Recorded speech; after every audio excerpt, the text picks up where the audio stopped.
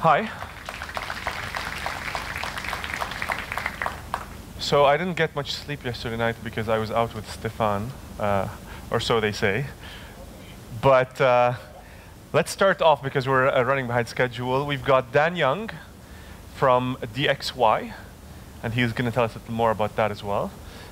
We have Elvin from Styxx Capital. We have Todor from GE Healthcare.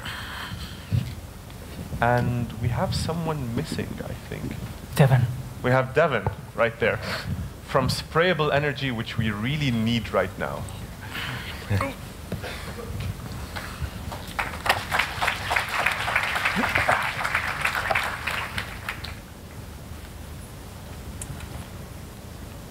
Okay, so this, I think we had this conversation yesterday. So we got together yesterday for a 15-minute chat at KFC to figure out how we're going to connect the dots, okay? Because we're going to be talking about innovation in other industries, which is, I think, where they take everybody who they couldn't fit in a panel and put them in their own panel. Thank you, Stefan. Okay. And I think when Steve Jobs got on stage and said, it's all about connecting the dots, and he inspired 1 million people, he would have a challenge with this one, okay? So the good thing is that after meeting with these gentlemen and doing some background research, I mean, you know, Ivo said I'm from Lebanon, so I'm good at doing my background research. I discovered some interesting things which I think is going to make for an interesting panel. The first thing I'd like to do is first give a tiny intro about each person, like 10 seconds, and then ask them to tell us about innovation in their own words. Specifically because they come from such different organizations in terms of size, in terms of what they've done in the past, in terms of their history, that you're going to get a very, very, very nice, broad and diverse exposure to what innovation looks like. Not just toilet paper, okay, but like the really hardcore stuff from healthcare to energy, which this is going to be interesting when I introduce them, to finance, and of course the jack of all trades, Dan. Okay, he is the jack of all trades in so many ways. Okay, so let me start off with Elvin. So I did a bit of a historical check on Elvin, and I discovered that Elvin worked in was the CEO of a company called Jet Finance, right? And they innovated significantly in consumer lending and were able to, within a very short amount of time, disrupt the industry, which is Central and Eastern Europe, to the point where they started threatening BNP Paribas, which then went on to acquire them. Now that is pretty hardcore. That's the ultimate entrepreneur. Then Elvin decided, okay, so that was fun. Now I'm going to become an investor. And he just founded Styxx Capital. So what I want Elvin to tell us is, and we're going to try to limit these to 3 minutes because I do want to give the audience some time to ask questions, is can you give us what it is that you did that was different, if anything? Because you came out of nowhere. I looked you up. You're basically the unknown who came in, scared everybody, got acquired because it's easier to buy them than to compete with them. Elvin? I was hoping that you'd start with Dan. That's going on. The first realization that we had, myself and the rest of the team, when we started the business, was that we're not genius. Therefore, the only chance that we had to succeed was to basically do what everybody else said that they were doing, better than everybody else and cheaper than everybody else. We had only one chance to succeed, and that was to be better, cheaper, and faster, to the point that we would acquire a critical mass to make it very difficult and very expensive for the competitors to compete with us directly. And they would find it much easier to buy us out. The kind of changes that we introduced were basically the changes that Ivan mentioned as incremental. Take a procedure,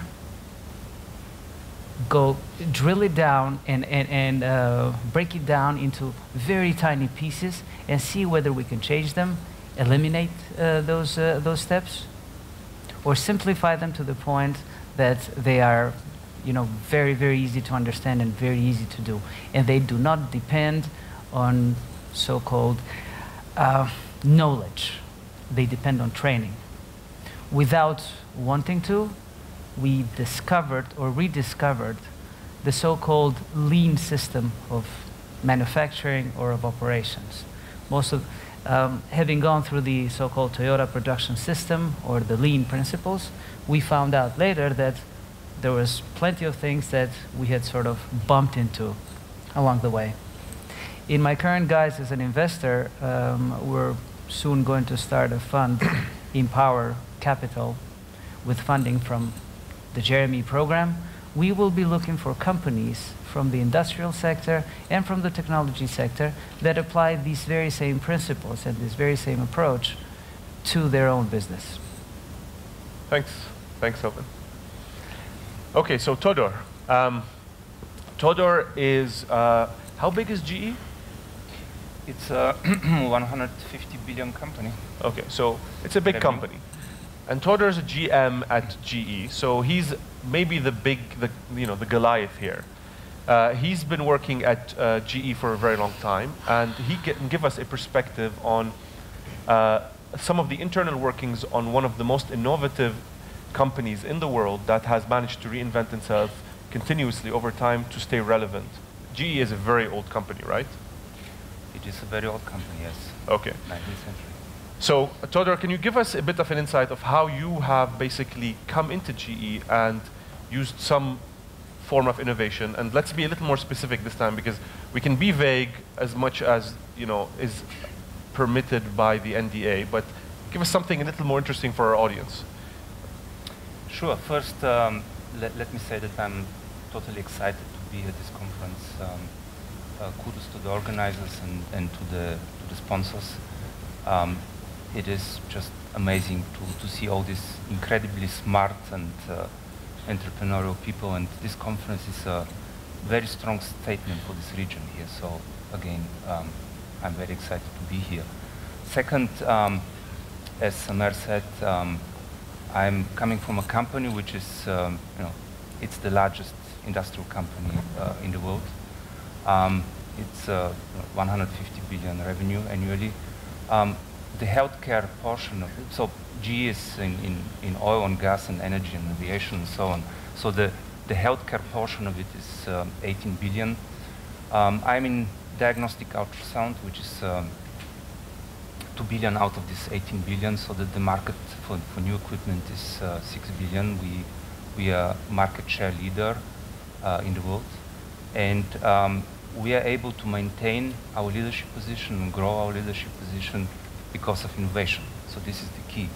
Because diagnostic ultrasound barrier to entry is relatively low. There are a lot of new entrants, especially from Asia. In the premium segment, we are competing with the usual suspects, Philips, Siemens, Samsung. But again, in mid and in the value segment, there are a lot of new entrants. So maintaining market share, we can do this only by being innovative. Let me explain about innovation at GE. Of course, we invest a lot in R&D, but innovation in a disruptive way, we do mostly through acquisitions. So what we do is we are very good in integrating companies, and after an acquisition, we'll focus on process efficiencies. We optimize the process, increase profitability, and then basically we look for another acquisition. So this is how GE grows, and it's a very successful model. When we talk about ultrasound and innovation, there are various areas where we're active. So it's hardware, ASICs, software, IT, cloud, mobile, and actually you may not realize how much overlap we have between what we do in GE and in diagnostic ultrasound and the things which we discussed here, this conference. So there, you're probably aware of Apple and Samsung looking to enter the healthcare application market. Apple had meetings with the FDA in the United States just in the last few months. So there will be a lot of activity in this area. Because of miniaturization of technology, devices are getting smaller. They're merging now with mobile devices. We are looking at technologies where we can use off-the-shelf mobile hardware, like the one which is in your pockets for diagnostic purposes. So in this space, there will be a lot of activity. So it will be mostly application development and, again, connectivity and information technologies. Thanks, Todor. Okay, so we're going to try this for a third time, because I'm not getting enough stories from you guys. I want really passionate stories. Yeah, we're losing people. Devon, make it more exciting. So we're going to have to make it a lot more exciting. So, Devon, you were a VC, right? Yep. For the longest time, and then one day you woke up and you're like, I want to spray energy onto myself. Okay. And other people. And other people, yeah, sorry. Mostly. Yeah, maybe other people. So how does one make that transition? And how did your experience as a VC help you in that leap of innovation? You know, it's really funny. So I spent a couple of years working in Silicon Valley as a venture capitalist. I moved to Bulgaria, spent a few years working at Nevek. Amazing to see just the progress here in the ecosystem, and just super excited. I'm kind of thinking about relocating Sprayable energy here now, which would be awesome. And basically, you know, I think I always went into venture capital thinking that small companies were very exciting, and I wanted to be inspired to start something new. And you know, I thought like having all these great entrepreneurs and meeting them would rub off on me and like make me a great entrepreneur. But you know, I think I realized very quickly that the skill sets are so absurdly different. And when I became an entrepreneur, it was starting from scratch. And the way Sprayable Energy started is actually very interesting. While I was at Nevek, I ended up taking a trip to Antarctica. I was on an expedition vessel from like the southern point of Argentina to Antarctica, and I ended up being cabin mates. This is a random dude who ended up being my co-founder. He was a PhD student at Harvard studying chemical engineering and biochemistry, and we ended up realizing we were like basically the same person. Just he was like 10 years younger and probably a lot smarter than I am. But you know, we grew up in the same place, had like the exact same like dental floss. It was absurd, and just ended up becoming really good friends because you have like 3 days to just like talk, because when you're in open water, and you would from coffee or energy drinks. And I was like, this thing is amazing. Like maybe it was just like the fact that I had no one else to talk to, but I was like, wow, this is really cool. I have to like work with him on this, and got really excited. And you know, I already decided I kind of wanted to be an entrepreneur. Didn't necessarily know what. I was like, okay, well, I got to find something really interesting, and exciting, and different. You know, I could start a mobile app, or I could do a trucking company. And I just decided that I wanted to do something that really inspired and motivated people. And you know, I think the one thing that my co-founder and I had in common was that we really valued like productivity and making people be able to do the best they can do in the whole world, and helping them achieve things. And for my co-founder, who's always a very high achiever, he could never drink coffee or energy drinks because he had like this gastric sensitivity, and he was like a very slow caffeine metabolizer. So you know, he got nauseous like having coffee. So he had actually invented this product for himself, and it's basically, you know, this thing you spray in your skin as such, and you kind of get the energy you would from like a cup of coffee. And you know, we launched it late in 2013 through a crowdfunding campaign that ended up being sort of like the most popular crowdfunding campaign of all time at the time, on Indiegogo, and you know, kind of went from there. And I'm sure I can touch more on the story Can I try? Yeah, can we? Yeah, can you pass that around a couple of times? It's actually going to be coming to the ventilation system. So, where should I spray it? Yeah, you spray it on your neck. Not in the eyes, I guess. You can. You might not enjoy it very much. Is it like a perfume? Yeah, it's not unscented, but yeah. Okay. You should do scented flavors like mocha and, you know, caramel frappuccino. I'll send you our first bottle of mocha frappuccino. Dude, I would so use energy. that. Okay, I'd really like to try that out. Seriously. Yeah. It's like some people are terrified by it, and other people's like, yeah, I'll spray anything on my skin. It doesn't matter. Like, whatever. You're one of those. It's good. You're like our target customer. Okay, okay. So you went on a journey to Antarctica, and that's where you had the eureka moment to actually join your. Yeah, I mean, I think it was like I was like on this trip, which is like we had no internet for like 2 weeks, which is absurd. And you know, it was like basically this like idealistic moment where you're just talking, you know, to people, and you're like, what do you want to do with your life? And like, you know, what would be like this, what would you, you know, in 50 years, like, what do you look back and do? And I always just wanted to build something that would help people. And like right at that time, I met someone that was like working this incredible idea, and I think I just had to sign up. Cool, cool. Okay, so Dan. So Dan is, he really is a jack of all trades. A lot of you guys know IDEO. Those who don't, you should check IDEO out. While I was researching Dan, I realized that I went on his website, and I have worked with IDEO before, and I realized a lot of what they do is IDEO, but almost like version 2.0, okay? Or are we 3.0 now? Okay, whatever, so, yeah. and what Dan does is he effectively helps other companies, other corporations that are generally stagnant, because when a company gets big or gets good at what they do, they tend to forget how to innovate.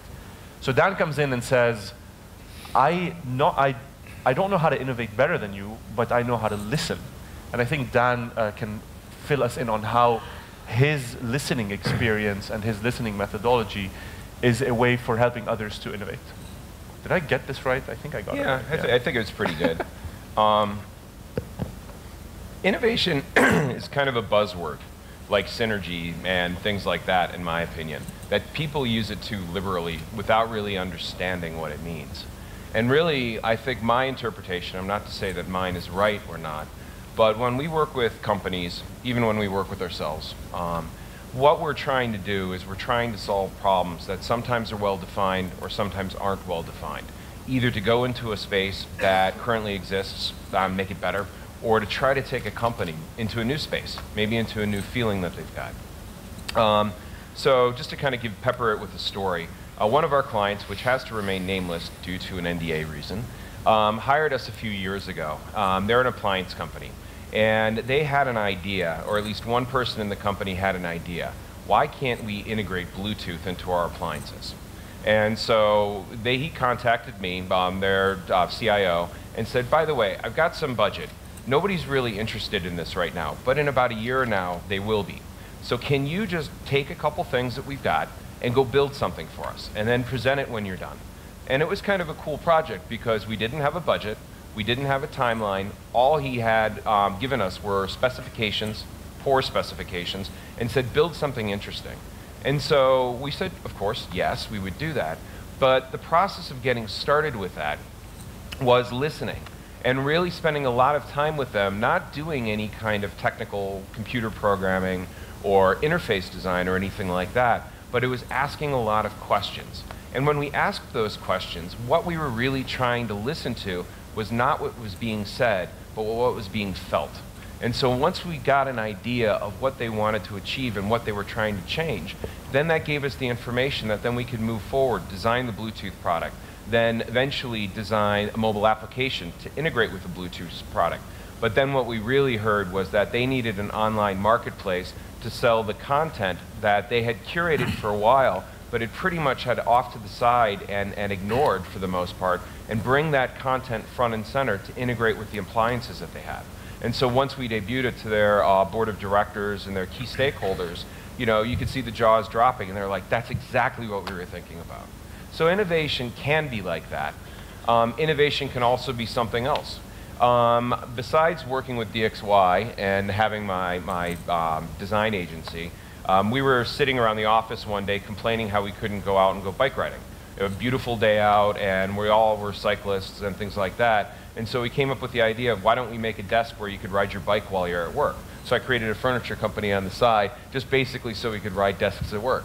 Totally random, made complete and utter nonsense to most people around. But after just doing it, it became a really fun adventure in manufacturing and analog technology that really kind of brought back into the company and helped out with just innovating, keeping an open mind. Cool. Very cool. Okay. Okay, so what we're going to do is I'd like to ask some very quick questions because I think the audience would like to get in a couple of questions. So I'm going to ask one question and try to get a very short answer from you guys. We heard about where you started and how you basically innovated to get to where you are today. And a lot of you have done 180-degree shifts in where you were and where you are. I mean, I don't think anyone's going to go into furniture yet, but most of these gentlemen have done quite a lot of crazy stuff. Now, what I'd like to ask each of you is, can you tell us, and this is maybe the secret that you can put out there because it's not going to be on NDA or anything, okay? It's a future of the past, okay? What is some form of innovation that you are going to apply in what you have started doing?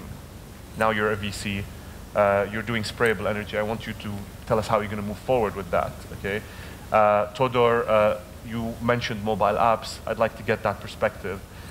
And you said something to me in the taxi about artificial intelligence, more so artificial emotion. Mm-hmm. Okay, so I'd like maybe a minute from each. Just give us, okay, what the future of innovation is going to be like in your hands.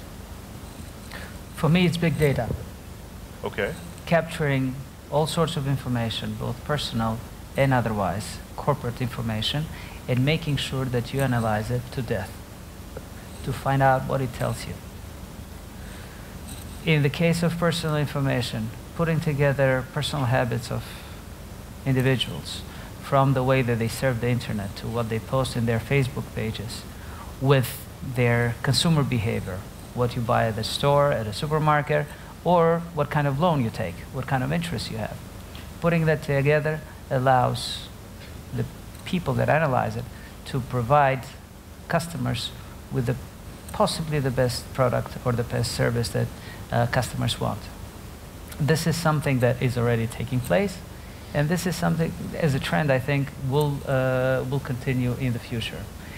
To the point that some people may worry that it will run our lives.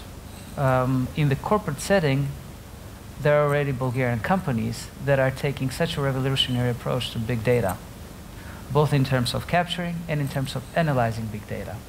Today, it's only the preview or the sort of only the larger companies that can afford analyzing big data. There are softwares that cost upwards of €1 million.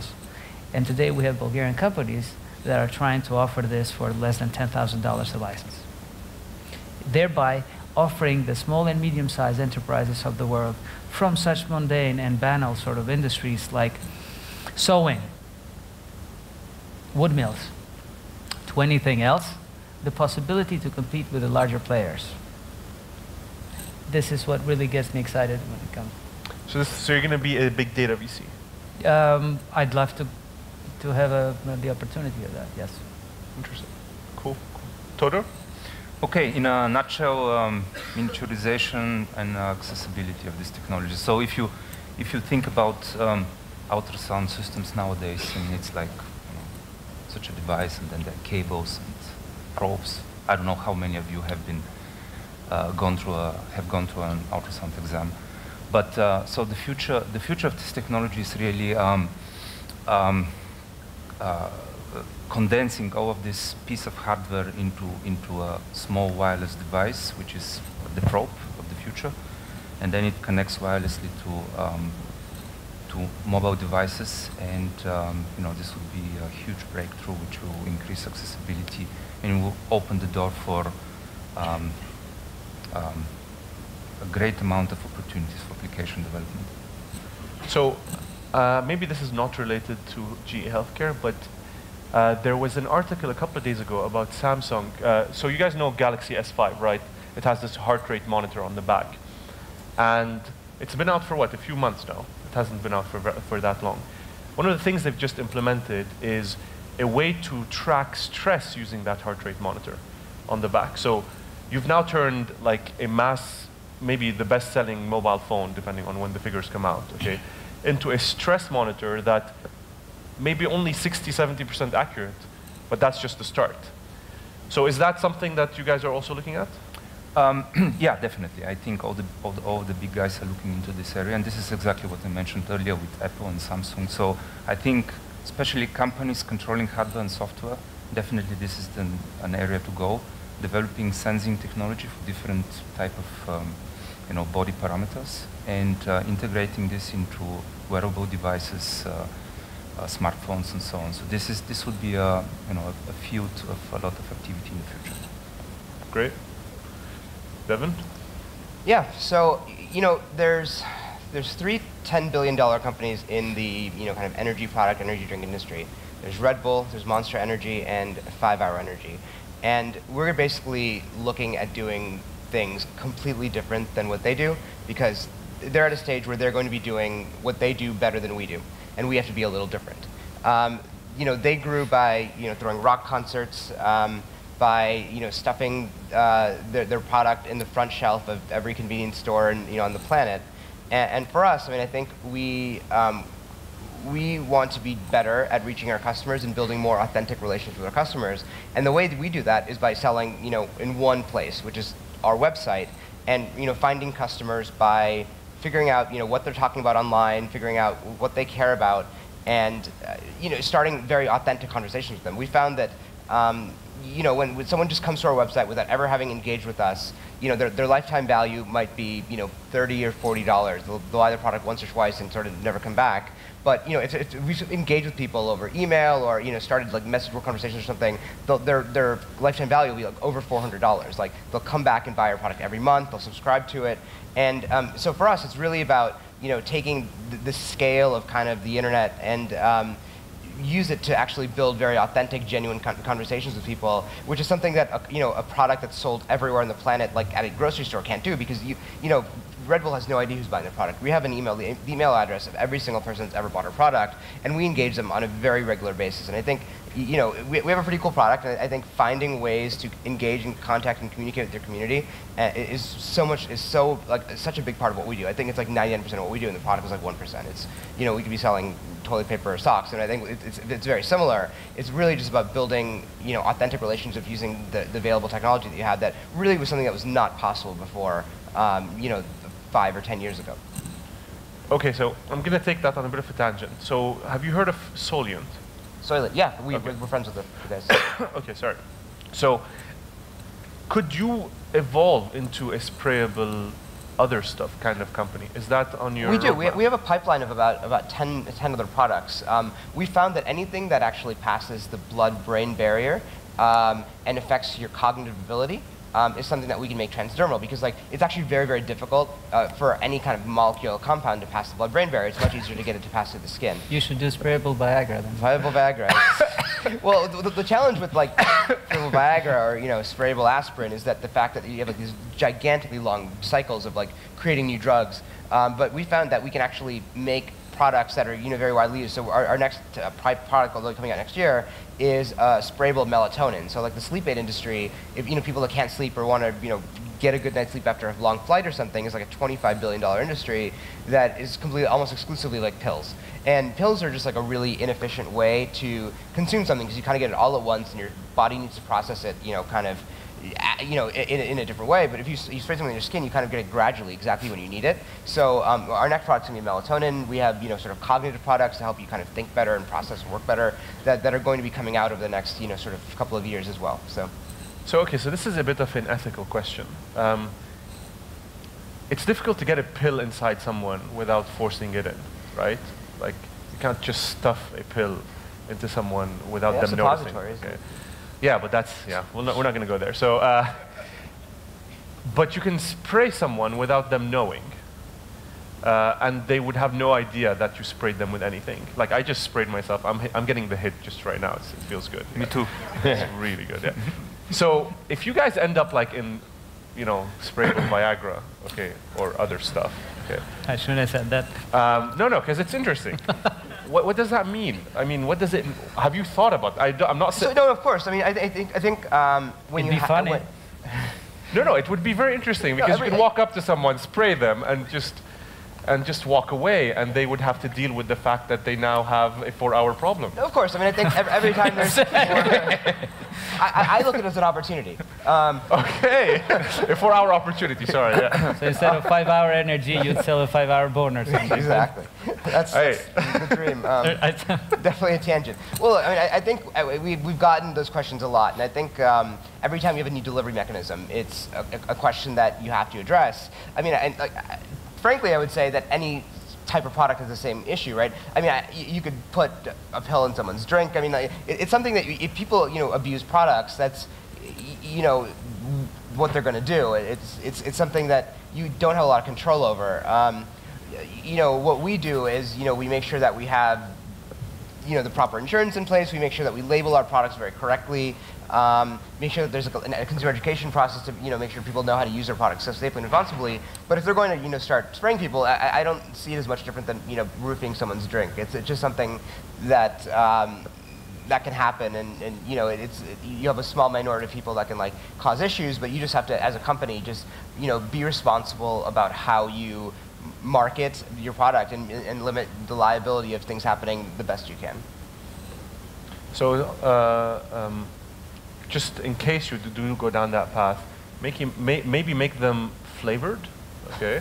That way, if you spray someone with Viagra, you can smell that coming on, and then you want to, just putting that out there, and we're going to move on to that. I'll make it bright orange, so that people, you can actually tell when people spray their Viagra. Okay, well, oh, this guy's totally down, Yeah. So Dan, moving away from, sprayable stuff, can you tell us about artificial emotion? Because I've never really, I've heard a lot about artificial intelligence. I think we've all done that. But you said something about artificial emotion this morning. And can you give us a perspective of what that is and how you're innovating in that space? Yeah, in order to understand that, I want to give a quick background story.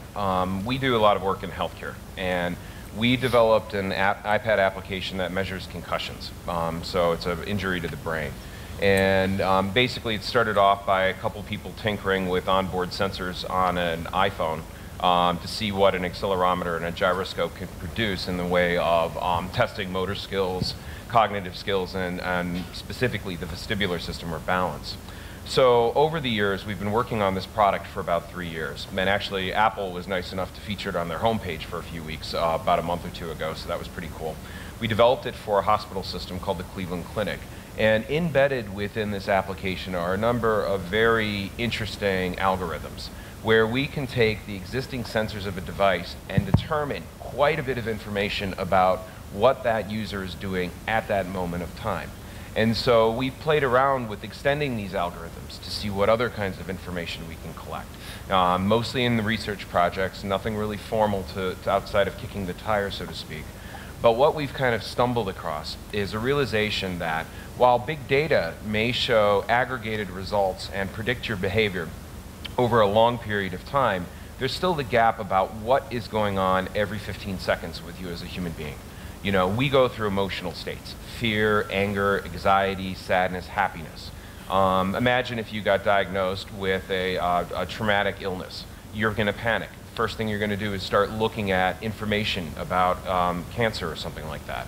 So if you now introduce empathy into the technology that can detect your emotional state at that time, search results can be changed to soften the blow or to direct you away from information that scares you.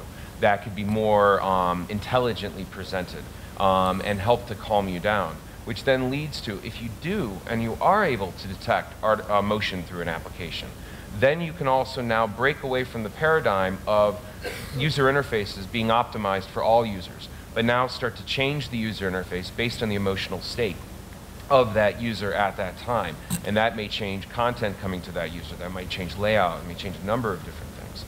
So now as we extend it into thinking about, well, what will technology look like in 5 years from now? Artificial intelligence is going to happen. It's not a matter of if, it's a matter of when. Does it happen, in earnest where we have sentient beings in 5 years? Probably not. But it'll start to be incremental. But once we start looking at emotion, emotional detection, emotional filtering, and things like that, and start to bring that into the design of applications and software, now we're looking at more advanced, intelligent, empathetic technologies. And so that's one of our pet projects that we're looking forward to over the next 4 to 5 years, and we're going to think that will be much more prevalent at that point in time. Great. Well, that was interesting. So, questions. I'm sure there's at least one question for the sprayable guy. At least one question, okay? So we've got maybe 3-4 minutes for questions. 5 minutes for questions. So does anyone have any questions for our panelists? Wow. I think we covered It's lunchtime. Yeah, it's lunchtime. And we covered a lot. Okay. Well, that's good. Thank you, guys. Do you have any questions for each other, since you're up here and we have a few minutes left? Because this is interesting innovation up here. There's a question. Oh, fantastic. There is one question, not for the spray guy. So it's about the financial sector.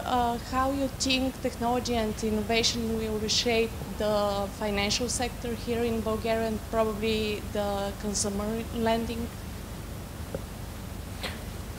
Who lead this innovation? Because you said big data, they have all the banks and other institutions, they have big data, but they are not so innovative. Well, I am biased because we started out small, so I tend to think that small guys will be the first to introduce innovation. However, big institutions are very well placed to use the data that they have at their availability. Now, they have certain issues. They have issues of data integrity. They have issues of lack of data scientists, because it's such an exciting job that data scientists prefer to go out on their own. And they also have strategic issues. They simply do not think this is important. I believe that the innovation will come from smaller players, whether it's banks or smaller consumer lenders. They will be the first one to try to integrate as much as possible data, customer data, from all over the place, whether it's consumers or whether it's small and medium-sized enterprises. Put them into one place and try to figure out what this data is saying about the customer. It is not an easy process, but it's something that I think it's fundamentally vital to the future of the industry. I think of most industries, to be fair, but especially of the financial services. Especially, I don't know whether that answers your question. I guess we can take it up later. Yeah, sure. There's one in the back. Hello, and thank you for the panel discussion. I have a question to Todor. What do you think the future is of image quality in ultrasound? Because I've seen some advances in that area which allow new applications of ultrasound, for instance, for nerve blocks and so on. But what can we expect in the near future in that area? Well, this really, you know, I don't want to go into the details right now. I would recommend let's continue. Let's have a one-on-one conversation sure, right after the panel. It's you know, it will take forever. Okay. Okay. Anybody? Any last questions? I think we should cut it up. But thank you very much, and